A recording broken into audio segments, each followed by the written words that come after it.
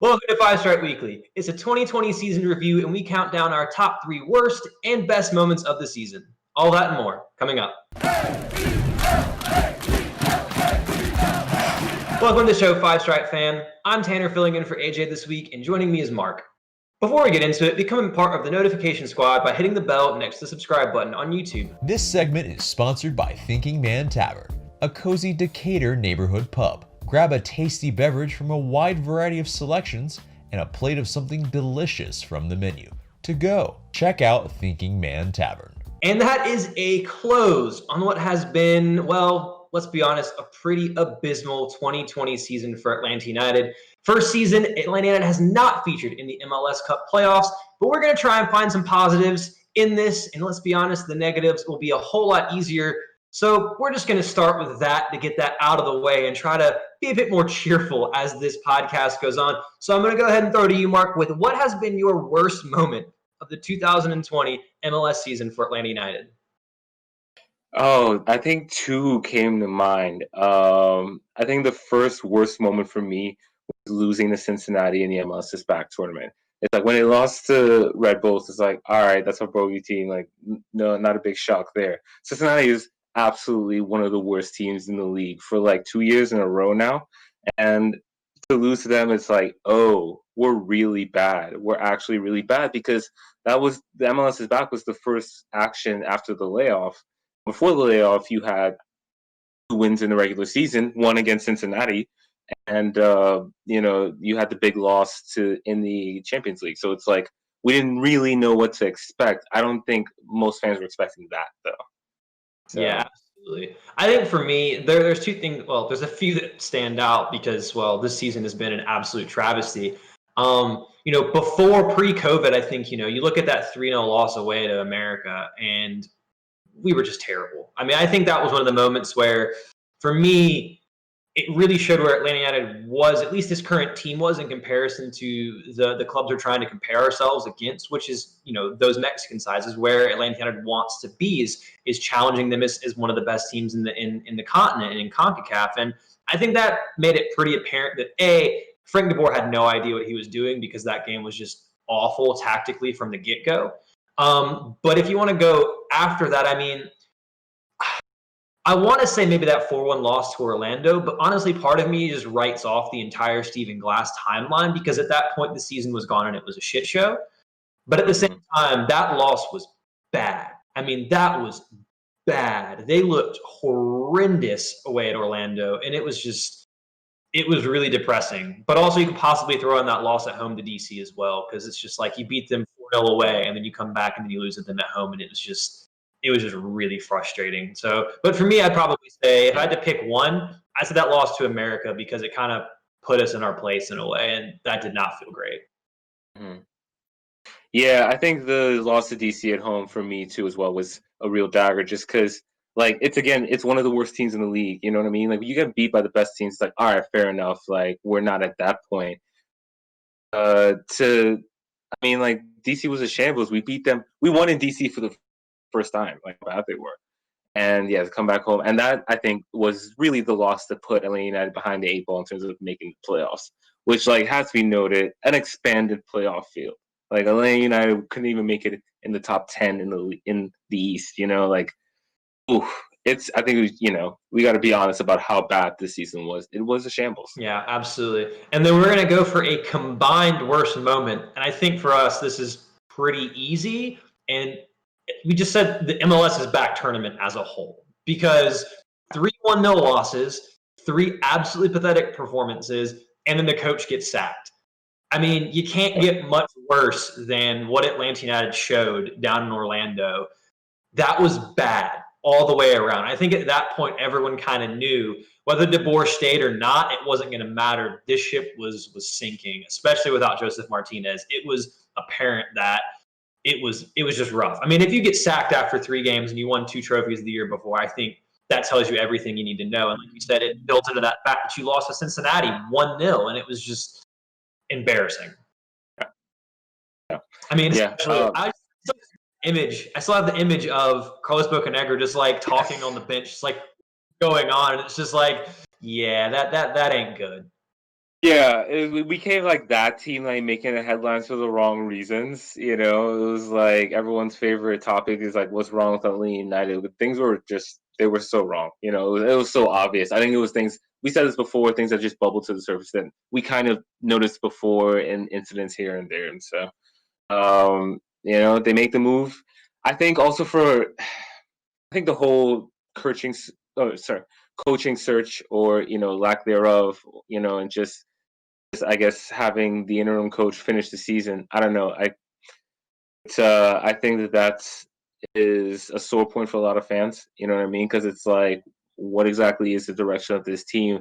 A manager, knowing who the manager is a big factor in that. And so I think not hearing anything just creates a sense of worry for a lot of fans. I mean, like, there might be stuff going on, we don't know, but I think we would like to hear a little more. And we're definitely going to touch on that a little bit later when we get into the news, because Darren Eales and Carlos Bocanegra spoke this week to the media about what the club's plans are going forward. But before we get to that, let's try and find some positives in this season and pick our best moments. So this is going to be a little bit more difficult, I think, because there's not a lot of bright spots. But I'm going to go to you first. And what is your best moment from this past season for Atlanta United?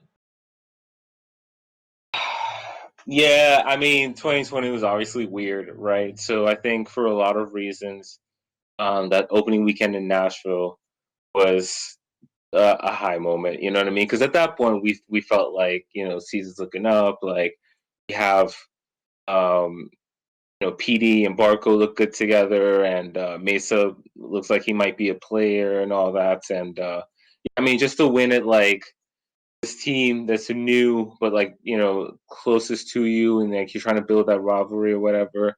The energy in the stadium was great, and yeah, I mean, I think there was just a lot of optimism at that moment. And then like that's the game that we lose Joseph Martinez, and like that's the beginning of the end of our season. So I think everything up until that moment really was probably the peak of this season. Yeah. For me, I think if I had to pick a best moment, it would either be that 4-0 win away to DC or that win at home over Nashville where PT played really well and scored that banger, because it was like, oh, he's really good. And then we sold him like the next week. But like that was a game where it's just like, oh, PT's good. Maybe he can carry this team. And then the DC win, it's just like, we finally get a win over there. You win 4-0. You look good. Gallagher looked good. Yeah. And then, it's kind of just one of those brief glimpses of hope in a season that didn't really have much. And then as far as our combined best moment goes, I mean, it's kind of hard to really pick like a combined best moment. Like what do we both would agree on was the best moment of the season? For me, I guess I think it'd be a little bit of a trick answer, and then I think for me the best moment of the season was when we fired Frank DeBoer, because like it was clear and it was heading downhill and he had no idea what it was doing. And yes, the rest of the season was a shit show and we didn't make the playoffs, but you weren't going to probably make them under DeBoer anyway, and you were heading towards a mutiny again, it felt like, within that dressing room where people clearly didn't like him. Right. And so even though it was a negative, it's kind of a positive because the club realized that it wasn't heading in the right direction and is at least trying to fix that and move forward in a different way. Yeah, I guess going back to my previous answer, I maybe combined it's like the first three results of the season or whatever. The win over Motagua, win over Nashville, win over Cincinnati. You're thinking like, okay, maybe this team has something going. Like I think that again, like that week or 2 weeks or however long it was, like there definitely was a lot of optimism in the team. So, yeah, Frank DeBoer getting fired was like, it was a shock. Because we didn't expect it to happen then. But I think when it happened, we were like, okay, we can move forward now, can like rebuild and start the process or whatever. So yeah, I totally feel that. So our next bit of business we're going to get into is actually talking a little bit more about the team in detail in terms of the players, the performances, and who we think should stick around and who we think should depart, because it seems like there's going to be a lot of roster turnover this year. And as we get into the news and talk a little bit about what Carlos Bocanegra and Darren Eales said in terms of building the roster up for next season, it looks like they're going to be making a lot of moves. And if we're being honest, it is a bit nervy because a lot of the moves they made this year didn't exactly pan out. And so I think there are some bright spots in terms of players. And going over the list of players we think should stay, you and I really agree, I think, on a lot of them. I mean, Yes. there's some off the bat that I think are really straightforward that we don't have to talk too much about just because we know they're staying. I mean, Moreno, given that he's a new DP and he's improved, and I think he will continue to improve with Joseph coming in. I think Gallagher has really showed a lot.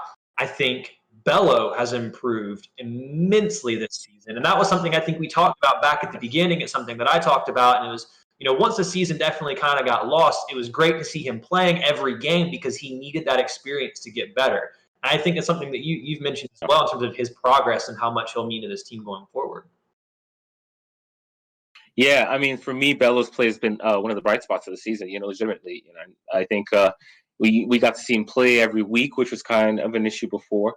We got to see him really hold down that spot and markedly improve, especially with his defending. Tracking runners, not getting caught up field too often. I mean, it's going to happen, but I think it definitely got better at that. And he still was, I think, consistent in his attacking contribution. I think if we actually had better forwards, or maybe forwards that combine better with Bello, you'd see even more from him. So yeah, Bello for me, I think one of the bright spots. In terms of players, going back to players that we keep, I think Robinson, Escobar, I think we would keep them, and then that's like 3 out of your 4 in terms of the back line right there. So in terms of a positive, it seems like we have good talent in the defense, good young talent that can also improve. I know Robinson had a bit of a dip this year.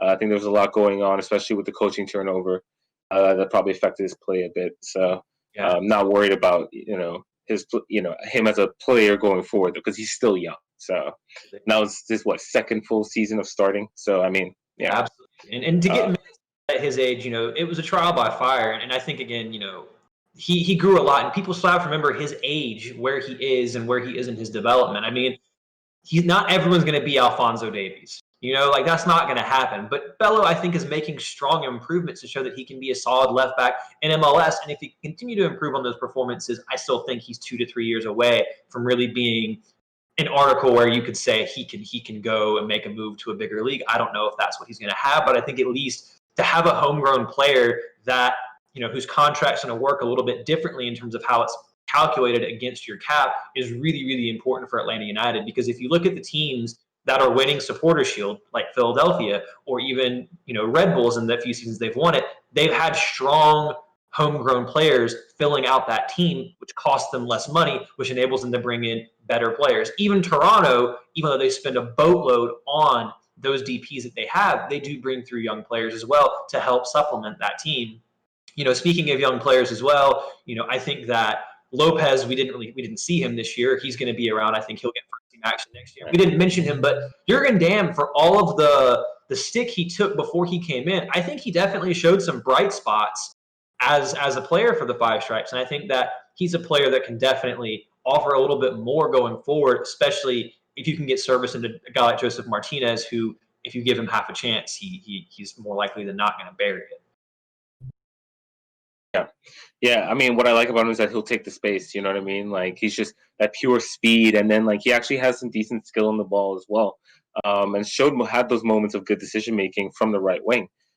So yeah, I would definitely like to see more of him. I think he can be a game changing kind of player, like Tito was. I mean, they both have the pace. That's for certain. He might not have the goal scoring, but I mean, heck, if you can get good service into Joseph, that's good. Moving on to players who we think we can depart. I think for me, if they're not on that list, they can go.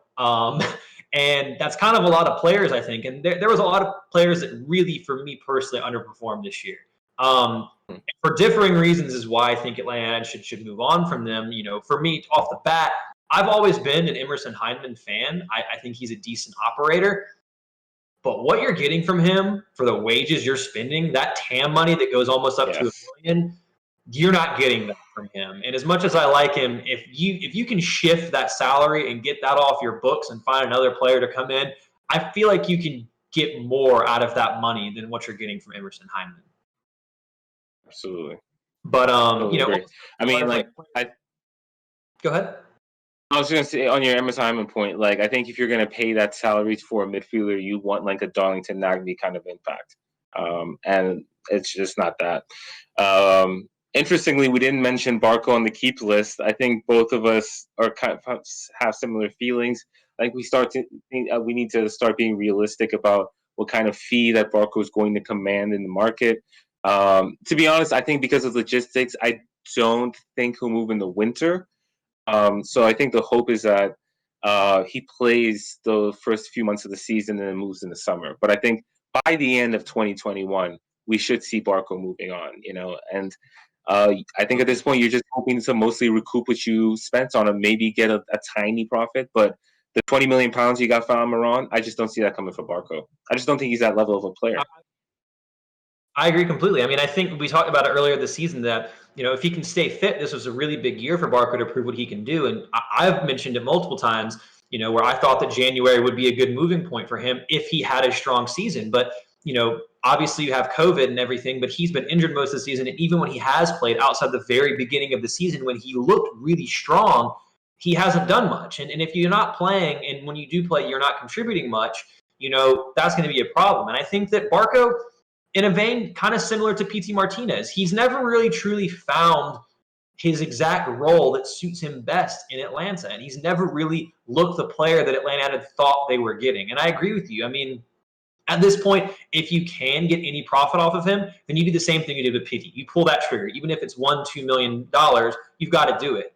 To our knowledge, that sell-on clause with Independiente has now fallen off, so you don't have to worry about paying a lot of that money back to Independiente. And, I feel like just with Emerson Hyndman, what you're paying for a DP from Barco, you're not getting that return on investment. And I think that at this point in time, going into year 3 for him, if you can shift him and get some money in, I prefer to try something else and to see a different product, a different player come in that can add to this team. Because for me personally, you're not getting the value of a designated player out of Ezekiel Barco. I mean, you expect double-digit goals and assists from a guy like that. And, you're not getting that. And if you're not getting that, then in a league with a salary cap structure like MLS, you have to be more efficient in that spending. And I think that's something that really reflected on Atlanta a lot this year, because other players for me that were really disappointing. I mean, Josetu did nothing for me. Meza was not at all what I expected and really hoped he would be better, and he wasn't.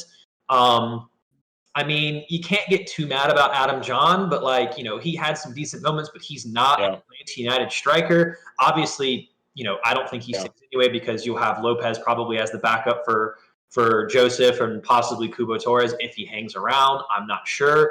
I'd even prefer Gallagher personally. I think he made some great strides this year.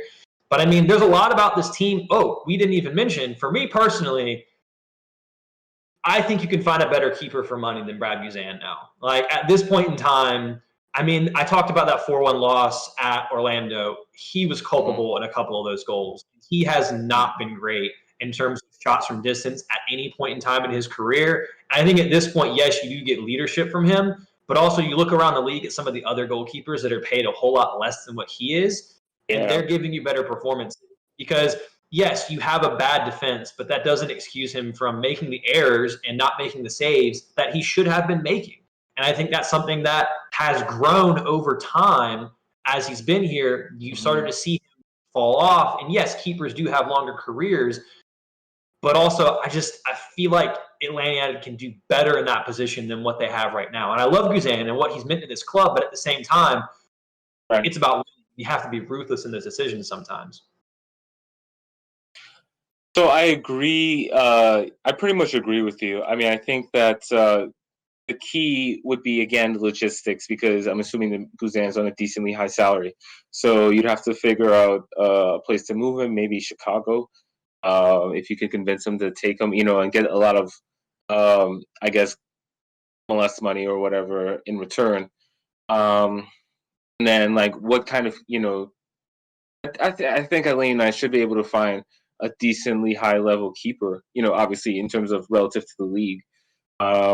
So it'll be interesting to see how they go about that, whether they use an international slot or, if there's a young domestic keeper that they really like, or if there's somebody that they're from the academy that they're willing to throw in. I mean, I don't think there is anybody who's close to that age at the moment, or maybe just rolling with Khan in the short term. I mean, they have options, I guess, but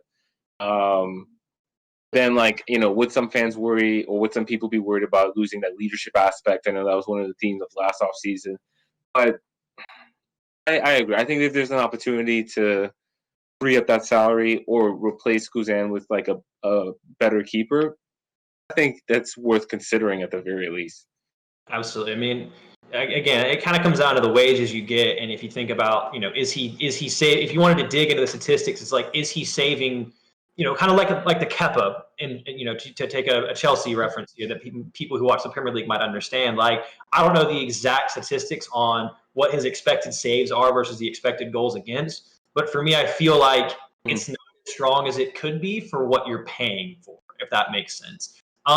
We didn't have it in the rundown. I'm going to, drop a little bit of a surprise on you with this one, but I don't think it'll be too hard. I'm going to ask you who your most impressive player, so your MVP, and who your least impressive, most disappointing player was for this season. If you need a second, I can go first.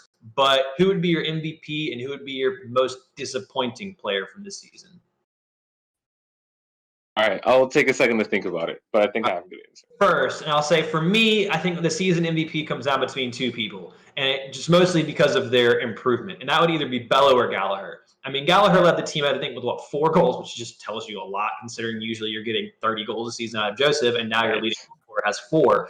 I think he showed a lot, and he was one of the bright spots of the MLS's back tournament, if I'm being honest, because when he came on, whether he was playing left, center back, central midfield, or forward, he showed something that I don't think you saw in a lot of the other players on the team. He worked really, really hard, and I think that there is something there that could be really useful for Atlanta going forward. And then obviously, George Bello with what he's done and his improvements. There's not very many other bright spots, but as far as MVP, if I had to pick one, I'd probably say Bello for me, just because on the whole he played more and was more consistent, I guess, throughout the whole season. And for me to pick a disappointing player, it's kind of harsh, but I'd probably go with Ezekiel Barco, because I really felt that this was going to be the season, his 3rd season in Atlanta, where he was really going to take that step up and become a key integral player for the Five Stripes. And COVID, injuries aside, he never really did that outside the first couple of games, where he showed some real promise. But then for a myriad of reasons, it just never worked out. And for me, we're 3 years into this project at this point in time, and he still really isn't living up to the hype and the price tag and everything that we thought we were getting when we signed Ezekiel Barco. And that's kind of frustrating, because you really want to see him succeed and take that next step. It still just hasn't happened yet. Yeah, so in terms of biggest surprise, or I guess best player, it's Gallagher for me as well. Pretty much, I think I don't have too much to add to what you said, but I will say, in terms, when you're in having one of these kind of seasons, and pretty much you're looking ahead to next season, you're obviously in a rebuilding phase. You got to figure out who's actually worth keeping, who could have a role in a team that's making the playoffs and challenging for titles. And Gallagher, in the opportunity that he got this season, because we didn't know anything much about him before this season, and he showed out, in the opportunities that he got. And you love seeing that. You love seeing that positive attitude and that sort of, I guess, approach to treating every game like it's a big game, or a big moment for him, and really taking the opportunities. I mean, I think he kind of fell off a little bit because of fatigue, but I think we've definitely seen enough for him to see him as part of the team for at least the next 2 or 3 seasons. Where do you see his best position, or where would you like to see him most play for Atlanta United? Because he has the flexibility to play damn near anywhere across the pitch. He's shown. I mean, from left center back to wing back to central midfield to as a forward. Where do you think he fits in best as a player for Atlanta United going forward? I like him on the wings. I mean, I don't know if we'll see, I guess, if the next manager uses 3 at the back. I guess I could see him at a wing back role, but I like him, generally speaking, on the wings in a 4-3-3. Preferably on the left, but I think he can do the job on the right as well. I just like how he takes on players, drives the ball into the box, and looks for that final ball, for that final cross or whatever, or if the shot's there, just that, I guess, aggressiveness. I like seeing that. I think we need players like that, who can do it on their own, but also can just open it up for the team in general. Because the big players like Moreno and Joseph, when they comes back, they're going to be keyed on, and so it's like you still need, even if it's one or two players who are doing the scoring, you still need like a total team game. So I think that's the key to Atlanta United getting back to its best. Absolutely. I mean, at the worst, I feel like Gallagher's the type of player that if you have him on your bench, you're in a better place because you can at least bring somebody off the bench that will really give you something if that's the direction or that's where he finds his role, even if it's just his depth. I think that's a quality player to have as depth. It's the type of player you need if you want to win multiple trophies because you need people to start in the U.S. Open Cup. Thankfully, we won't have CCL next year. I know that sounds weird, but 2 years in it, CONCACAF Champions League kind of sucks, and it kind of messes up your season at the beginning. So, not really super upset that we're not going to be in it next season. Right. But anyway, guys, that's going to kind of put a bow on our 2020 season review. Please get down in the comments below and let us know what you think. Oh, what's up? Yeah, I didn't do my disappointing player. Oh, disappointing player. You're right. Sorry. Go ahead. Yeah. Oh, you're good. For me, it's Fernando Mesa. He was supposed to be the LGP replacement. He is, 30 years old. He is supposed to be a starter and fill right in. And early on, those first couple games, I was encouraged. He looked good, but something happened. I mean, he fell off. His play wasn't very good, and he just wasn't getting picked. And that, for me, was the biggest indictment.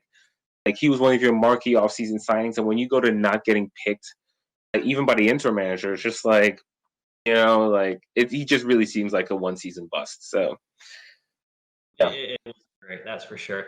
But that will be the end of our 2020 season review segment of this podcast. So get in the comments below and let us know what you think as far as your most disappointing moment, your best moment, players you think should stay or go, your MVP, your least valuable player, all of that. Get down below and let us know what you guys have to say about that. But moving on, we will get into the news. And the first bit of news is something that, if we're being honest, I don't think anyone really cares about. And if it didn't happen, then whatever. But the CONCACAF Champions League, for whatever reason, is going to resume in December. And not only is it going to resume in December, it's going right back to that city we love oh so much. And it will be hosted in Orlando at Exploria Stadium. I mean, we're already dead. Why? I don't know. But we'll be playing December 15th against Club America in the second leg of the Champions League quarterfinals. Remember, we're losing 3-0, and this team's terrible. So there's going to be over a month where they haven't played. Who knows who's going to still be around?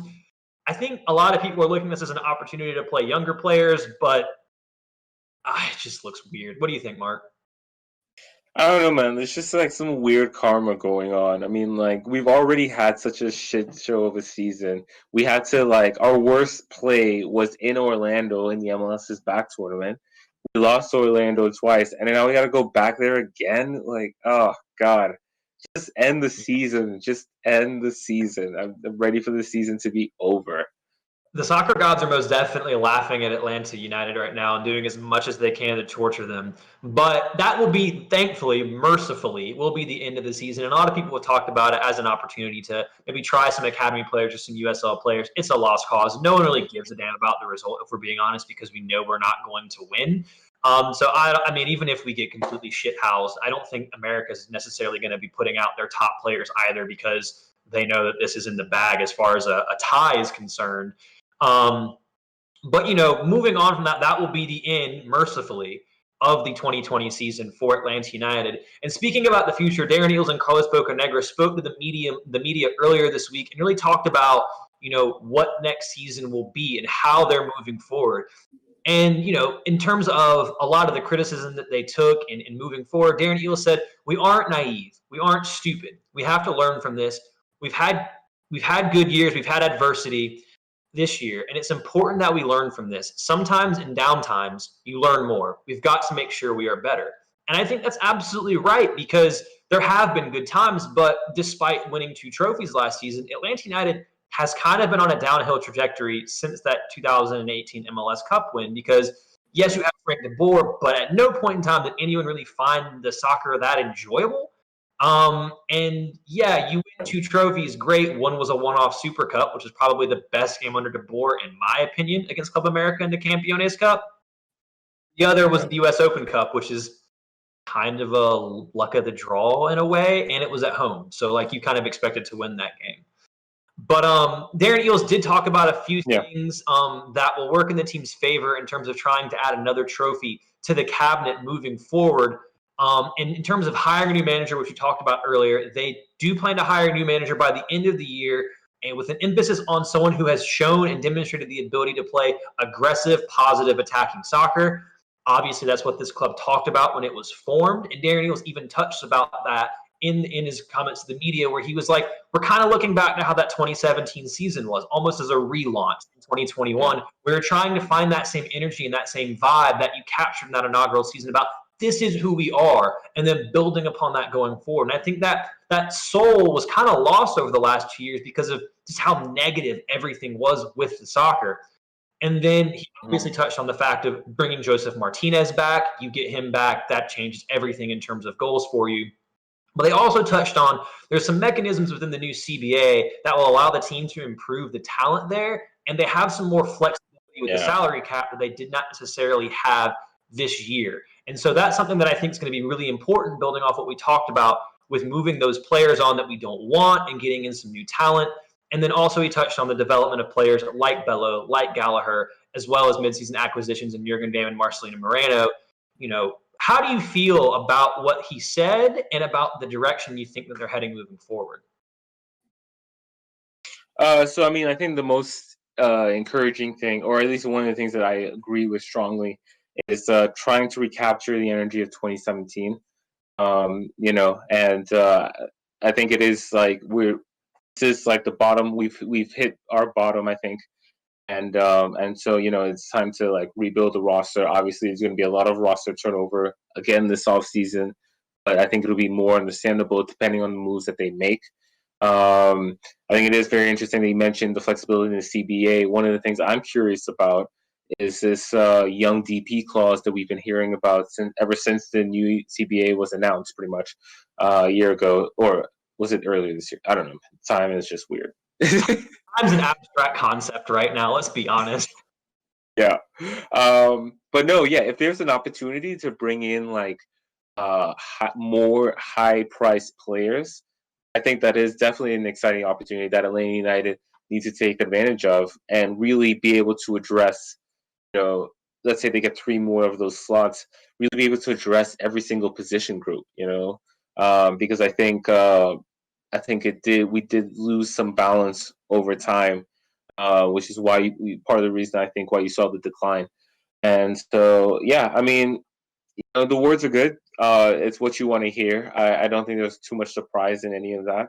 But now we have about 3 months, basically February. By February, we should all have all this settled in terms of who the manager is. That's the most important thing. And then what kind of players they're able to bring in. And so they have about 3 months. So, I mean, yeah, it's not a long time. They've talked about this season in this press conference is trying to get all this done early this time, trying to have all of these moves and the roster and the coaching staff sorted out early so that they can really have a proper preseason. And we do not yet know when the MLS season will start in 2021. Usually at the end of February, but given the state of COVID, no one is quite sure right now when the season will start. Again, we're not going to have to worry about CONCACAF Champions League, so that gives the chance for a really, hopefully, strong preseason where they can really work on whatever the new coach that comes in wants to do and have that chemistry from building through a real preseason where you don't have to worry about playing games here and there and traveling down to Central America. So I think that's really, really important. And to kind of close it off with what Darren Eales said, it's the city's phrase of resurgence, to rise again. This is a great opportunity to focus on 2021. 2020 has been a strange year for a lot of people. We want this to be quickly forgotten. I think for me, I kind of agree with that, but also I don't want this season to be forgotten because I think this season was an example of hubris for Atlanta United. I think maybe they got a little bit too big for their boots and maybe tried to get a bit too fancy with what they were doing, and they put together a patchwork roster that didn't have really any balance top to bottom. I feel bad for DeBoer in that he was, he was asked to make lemonade and they gave him apples, and it's just like, well, I can't do this because you didn't give me what I needed. And he kind of had some comments that talked about that after he was sacked in his article with The Athletic, where he talked with Felipe Cardenas, I believe. But for me, you got a lot of pressure on the front office going into 2021 because they're saying all the right things now, But I think everyone knows that you said the right things before. You said DeBoer was evolution, not revolution, and that shit was wrong. And then you said you're making all the right moves assembling this roster, and they clearly were not the right moves assembling this roster. So I think there's a lot of pressure on them moving forward, and especially on Bocanegra in terms of what he can do as a technical director. But yeah, pretty much agree with that. But in a positive note to kind of end things on today, if you have not seen, Joseph Martinez got to spend some time with the special fan, Sydney Grace, on her birthday. It was adorable. If you haven't checked it out, I'm not sure if we're going to throw it up on the screen, but there's definitely going to be a link to it. Joseph's the man. I love him. And also, to talk about him, we didn't speak about it in the news. Darren Eales did say they're not rushing him back at all, which is good, giving him his full time for recovery. I'm glad, because you need him for next season. But yeah, Joseph Martinez, do you think he ever becomes the captain of Atlanta United? I mean, I think he's a natural leader, and I think that's one of the things we missed was his just emotional leadership on the field. And so I don't see why not. I mean, I guess, you don't always see the striker as the captain, but to me, Joseph is a natural. Yeah, I think he's pretty much the obvious captain. Yeah, I'd love to see him wear the armband one day. It's you don't usually see a striker wear it, but God, I love that man so much. But anyway, that is going to take us to our question of the day, and that is, what are you most looking forward to this offseason? New coach, new players, new primary kit? Please, can we go back to 5 stripes? Please, God. Let us know in the comments below what you have to say. But guys, that is going to put a wrap on this podcast, our 2020 season review. We still have one more game, but the season's already over. Let's be honest. We can kick back and watch the playoffs and hopefully watch the teams we don't like lose and see someone maybe who hasn't won before win. That's just what I want to see. But hey, it is what it is. Remember to like, comment, share, subscribe. For Marc, I'm Tanner. Thank you guys so much. Also, thank you. This is our first podcast, by the way, since Corey passed away. And we just want to say thank you guys from the bottom of our hearts for all the love, support, and kindness you guys have shown, from supporting and donating to the GoFundMe to all of your messages of love on social media. You guys have been absolutely incredible. It really does put the fam in 5 Stripe fam. And I don't want that to sound corny. It means a lot. And, it helps us in terms of, when we make content to see how much you guys care. And it does show that even in hard times for everyone, that the Atlanta United fan community is incredibly special. So thank you guys so much. We'll see you soon. We're not sure when the next podcast will be up, but we will keep making content throughout the off season as things go along. So please stay tuned here and tuned into our social media to stay up to date on everything. But until then, we love you guys so much. Stay safe. We'll catch you in the next one.